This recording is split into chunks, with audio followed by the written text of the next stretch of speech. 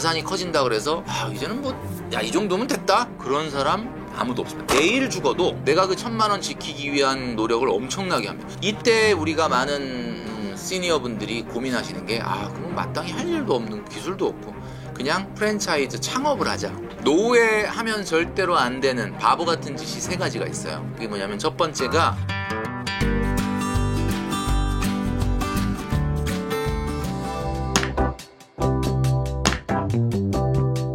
우리가 생각할 땐 이런 생각이 들어요. 100억이 있다 그러면 나는 어떨까? 100억이 있다 그러면 나는 당장 가서 페라리 한 대를 뽑아야지, 이런 생각이 들죠. 근데 100억 가진 사람을 가서 만나보면 페라리를 안 사. 100억 정도는 그래도 페라리 한 대 살만하지 않나? 그런데 그걸 왜 사냐는 거야. 제가 2000년대 초반, 그러니까 지금부터 한 20년 전에 이런 생각을 한 적이 있어요. 저도 이제 젊었을 때 10억만 있으면 나도 그냥 빨리 일 안 하고 은퇴하고 싶다, 이런 생각 여러분도 하시죠. 근데 그 당시에 10억은 엄청난 돈이었거든. 근데 지금 솔직히 말하면 그거보다 훨씬 많은 돈이 있어요. 그러면 됐으니까 은퇴 왜 안 하냐? 안 돼요. 이게 여러분들이 100억을 가진 사람, 1000억을 가진 사람 만나면 난 1000억 가지면 그냥 아무것도 안 하고 놀 것 같은데 그럴 것 같죠? 아니라니. 1000억 가진 사람들 나름의 또 고민이 있어. 그러니까 우리가 이런 거 있잖아요. 300만 원 버는 사람과 3천만 원 버는 사람이 있거든요. 300만 원 버는 사람 10% 소득이 올라가면 30만 원 소득이 늘어나는 거고, 3천만 원 버는 사람도 10% 소득 올라가면 300만 원 느는 거죠. 근데 300만 원 버는 사람은 30만 원 10% 소득 올라가잖아요. 그거 당장 써버립니다. 근데 3천만 원 버는 사람은 10% 똑같이 10% 올라간 거예요. 300만 원 소득이 늘어나. 쓸까요, 안 쓸까요? 쓰고 싶어도 쓸 시간이 없어. 못 써. 이게 옛날 방식이었어. 근데 지금은 다 씁니다. 이제는 옷 한 벌에 500만 원짜리도 있고, 밥 한 끼에 30만 원짜리도 있고, 차 한 대에 2억짜리가 수두룩하고. 그러니까 이제는 돈을 많이 벌잖아요. 많이 벌면 돈을 남기는 게 아니라 돈을 많이 버는 만큼 돈을 써요. 그러니까 300만 원 버는 사람이나 3천만 원 버는 사람이 가보면 돈 없긴 똑같다. 그 얘기는 무슨 얘기냐? 자산이 커진다 그래서 이제는 뭐 야 이 정도면 됐다 그런 사람 아무도 없습니다. 내일 죽어도 내가 그 1,000만 원 지키기 위한 노력을 엄청나게 합니다. 1억 갖고 있는 사람과 100억 갖고 있는 사람은 아마 100배 노력, 100배 스트레스 받아요. 진짜예요. 그러니까 자산이라고 하는 것을 사실은 1억을 가진 사람보다는 10억을 가진 사람보다는 100억을 가진 사람이 더 방어적일 수는 있죠. 왜냐하면 돈을 더 불리는 것보다는 지키는 게 훨씬 더 중요할 수 있기 때문에 굳이 이렇게 위험한 투자를 하지 않을 가능성이 많죠. 그러니까 우리가 주식 투자를 할 때 여러분 아시겠지만은 돈이 1,000만 원, 2,000만 원밖에 없는 사람이 오히려 더 굉장히 투기적으로 합니다. 근데 100억이나 있다 그러면 그 사람은 그렇게까지 요구 수익률이 높질 않아요. 그러니까 크게 요구 수익률이 높지 않다는 게, 이게 돈이 진짜 많은 사람들은 주식 사놓고 까먹어. 기억 상실증이요. 그때 그 주식 사셨잖아요. 그럼 내 그런 주식 샀어? 몰랐네. 지금 어떻게 됐어? 그걸 까먹고 지금 몇 년째 냅둬가지고 지금 엄청 올랐지. 이렇게 되는 거예요. 근데 우리는 그 1,000만 원 투자해놓고 맨날 새벽 3시에 일어나서 보니까, 그러니까 여러분 아시겠지만은 자산이라는 건 커질수록 돈이 막 늘어나면, 여러분 이제 돈 많이 버는 분 많이 부럽잖아요. 부러워하지 마세요. 그분들도 돈 고민이 있어. 왜냐면 옛날 같으면 돈만 많이 벌면 무조건 자산이 쌓였는데, 이제는 돈만 많이 벌면, 옛날에는 돈을 많이 벌면 돈을 쓸 데가 없었어. 밥 한 끼를 먹어도 어차피 300만 원을 버나 3천만 원을 버나 밥 한 끼 10,000원, 20,000원 먹는 거 똑같고, 뭐 옷 사봐야 차이 나봐야 안 났는데, 이제는 3천만 원을 벌어봐. 그러면 차도 바꿔야 되지. 차도 엄청 비싸잖아. 그죠? 옷도 좋은 거, 밥도 좀 좋은 거 먹어야 되지. 이러니까 이거는 많이 버는 효과가 아무런 효과가 없는, 물론 안 버는 것보다는 낫겠지만 그런 상황이에요. 그러니까 어쨌든 그 돈이 많고 적고 많다 그래서 고민이 다르진 않다, 이렇게 말씀드리고 싶습니다.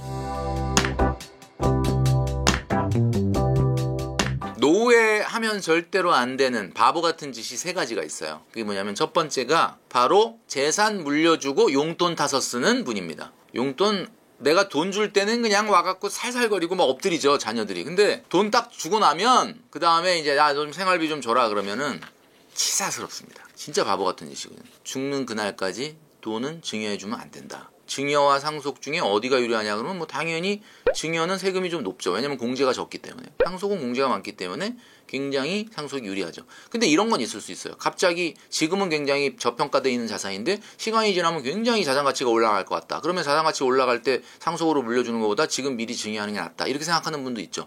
그렇지만 그거는 아주 일반론적인 건 아니고 대체적으로 증여보다는 상속이 유리합니다. 그리고 상속을 고액으로 상속이 이루어지는 분들 같은 경우도 대부분 이제 주식 같은 걸로 이렇게 미리 증여를 하는 게 더 유리할 수 있다라는 이야기도 있는데, 앞으로 고액 상속에 대한 상속세가 우리나라가 전 세계적으로 가장 좀 높은 수준이다 보니까 좀 불합리하다. 그래서 아마 이거 지금 개정에 대한 어떤 움직임이 있거든요. 지난번에는 정부가 마련했던 상속법 상속세 개정안이 통과가 안 됐어요. 지금은 아마 어떤 방식으로든 이게 다시 재논의가 될 가능성이 있기 때문에 증여보다는 상속이 훨씬 유리하다라고 말씀드리고 싶고, 이거는 세금의 문제를 떠나서 자녀의 경제적인 어떤 능력을 키워주기 위해서라도 미리 증여를 하시는 건 그렇게 좋진 않다. 저는 이렇게 말씀드리고 싶고요. 예외적으로 아까 말씀드렸던 것처럼 기업을 물려준다든지, 그 다음에 어떻게 보면은 자산 가치가 지금은 저평가되어 있는데 갑자기 급격히 올라갈 자산이라든지 뭐 이런 것들은 미리 자산 가치가 커지기 전에 주시는 것이 조금 유리할 수는 있겠죠. 두 번째 바보 같은 행동은 얼마의 돈을 받겠다라고 약속하지도 않고 덜컥 손주 봐주겠다 이렇게 약속하는 분들이 있거든요.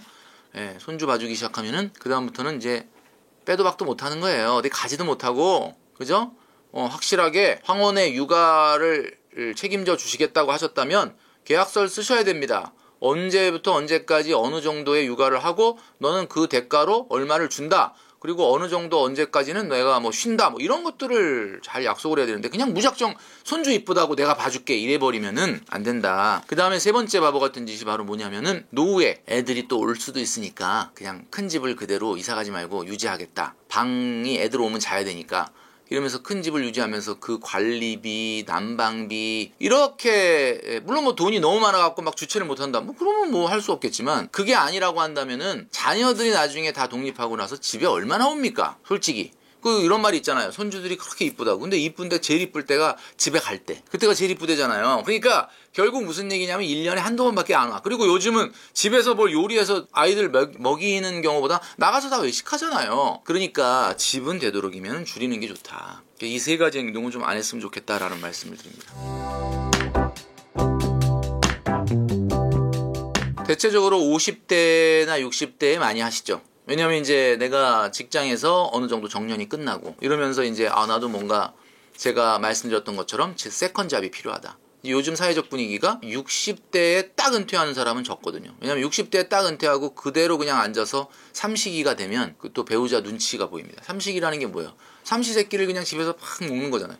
그게 진짜 최악이거든요. 한마디로 말해서 제가 사회활동을 연장하라는 얘기는 꼭 돈을 많이 벌지 않더라도 나가서 사회활동을 하면 그 사회활동하는 기간 동안에 소비가 좀 줄어들기 때문에 생활비가 좀 절약될 수 있다라는 거. 집에서 월요일부터 금요일까지 회사를 가던 분이 월요일부터 금요일까지 회사를 안 가게 되면은 그 여가 생활에 친구 만나 골프 치러 가 등산하러 가 이러면 돈을 엄청 쓴단 말이에요. 그러니까 사회활동을 해야 되는데 이때 우리가 많은 시니어 분들이 고민하시는 게 그러면 마땅히 할 일도 없는, 기술도 없고 그냥 프랜차이즈 창업을 하자 이러면서 뛰어드는 거예요. 대한민국에서 절대 망하지 않는 4가지의 아이템이 있습니다. 여러분도 아시겠지만 커피, 치킨, 피자, 베이커리, 이 4가지는 절대 안 망하거든요. 그러니까 그 소리를 듣고 딱 뛰어드는 거야. 그러면 뭐 그냥 뛰어드나? 또 돈을 퇴직금에서 또 몇 억씩 갖다가 넣으면서 뛰어든단 말이에요. 근데 이게 왜 안 망하냐면 말이죠. 여러분 아시겠지만 치킨, 피자, 커피, 베이커리는 대한민국에서 왜 안 망하느냐? 딱 안 망할 정도만 돈이 벌려요. 그러면 괜찮은 거 아니냐? 여러분 한번 잘 보십시오.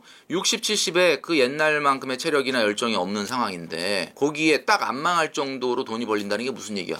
우리 가게 알바는 200만 원 받는데 맨날 그만두고 바뀌어. 왜냐면 어디 놀러 간다, 뭐 쉰다 이러면서. 근데 나는 걔보다 딱 50만 원 더 가져가는데 딱 10시간씩 메워가지고 아무것도 못 하는 거예요. 아예 그냥 확 망해버리면 내가 그만두고 그냥 안 하겠는데 딴 걸 해버리겠는데, 이거는 무슨 딱 내 250만 원 딱 그 인건비 나오는 수준으로만 벌리니까 이거는 그만둘 수도 없고 안 할 수도 없고 할 수도 없고, 이게 바로 프랜차이즈 사장님들의 고민이란 말이에요. 그러니까 한마디로 말해서 세컨잡에는 자본이 들어가는 건 하면 안 돼요. 그러니까 절대로 자본이 들어가면 안 돼요. 자본이 들어간다는 건 뭐예요? 그 자본이 잠식돼서 회수가 안 될 수도 있다 이런 이야기죠. 그리고 어떤 분들은 창업을 했는데 막 돈이 벌려. 그래서 내가 아르바이트를 했으면 어디 가서 150, 200밖에 못 벌었는데 딱 2억 원을 투자해가지고 가게를 열었더니 한 달에 500만 원이 나와. 임대료 내고 인건비 주고 재료비 다 빼고도 500이 나와. 내가 이걸 왜 진작 안 했을까? 여러분 그거 돈 벌고 있는 거 아닙니다. 그 500이 왜 나오는 줄 아세요? 2억을 꼬라 박았기 때문에 나오는 거예요 지금. 그 2억이 나중에 100% 회수된다는 가능성에서 500이 나오면 500이 여러분 소득이 맞는데, 나중에 두고 보세요. 그렇게 500씩 한 1년 2년 하고 나서 괜찮다. 나중에 회수를 할 때 보면은 2억이 회수가 안 돼. 그럼 결국은 500만 원은 내 돈 까먹고 있었던 거야. 내가 내 돈 넣어놓고 내 돈 꽃감 빼먹고 있었던 거지. 여러분 잘 보시면 아시겠지만 2억을 투자했다 그러면 한 달에 560만 원씩 회수를 해야 됩니다. 560만 원씩 3년을 회수해야 2억이 회수되거든요. 그게 다 회수돼야 그 다음에 진짜 여러분 소득이지. 그리고 그 소득도 여러분이 거기 가서 근로를 10시간 하니까 나오는 거잖아. 그럼 여러분 잘 생각해보세요. 그 2억을 투자하지 않고 어디 가서 그냥 내가 꼭 250, 300 안 줘도 된다. 그냥 월화수만 어디서 이렇게 가볍게 사회활동을 해서 150 번다. 그게 나아요. 그러니까 정말 주의해야 되는 것은 리스크가 없는 일로 세컨 잡을 해야 돼. 많은 분들이 그래. 내가 바리스타 자격증을 따가지고 커피를 샵을 딱 열면은 인건비 좀 줄이면서 내가 할 수 있지 않을까. 여러분 50, 60 넘어서 바리스타를 하면은 손님이 카페에 들어오다가 나 얼굴 보고 나가. 여러분 그거 절대 하시면 안 돼요. 공인중개사 자격증 딴다? 공인중개사 자격증 뜨고 나이 60 먹어서 남 밑에서 이렇게 실무 5년 해야 되는데 그거 하고 창업할 수 있냐? 못해요. 지게차 면허 따시는 분들이 있죠. 뭐 중장비 면허. 중장비 면허 따갖고 내가 지금 30대 40대에 날고기는 그 친구들을 경쟁 안 돼요. 그러니까 생계형 경제활동보다 자아실현 경제활동을 해야 되는 이유가 여러분들이 일단 좋아하는 걸 해야 됩니다. 그리고 제2의 프로젝트로 여러분들 창업을 선택하신다라고 하면 그 창업은 투자되는 금액이 없는 거를 선택하십시오. 투자되는 금액이 없는데 뭘로 창업해? 그러니까 미리 준비를 하고 빨리 내가 뭘 좋아하는지 찾아내라는 거잖아요. 아니면 진짜 할 게 없으면 유튜브로 하세요. 진짜 그게 나아요. 유튜브 같은 경우는 지금 여러분 최근에 실버 유튜버라고 뜨는 분들이 있어요. 왜 실버 유튜버가 뜨느냐 잘 보십시오. 지금 유튜브를 보고 있는 이 주 시청층이 30대 40대도 있지만 사실은 지금 60대 70대 80대가 엄청나게 유튜브를 보는데 그 60대 70대 80대에게 맞는 컨텐츠를 제공해주는 이런 실버 유튜버들은 생각보다 공급이 적습니다. 그러니까 여러분도 나이 안 먹을 것 같아요? 먹는단 말이에요.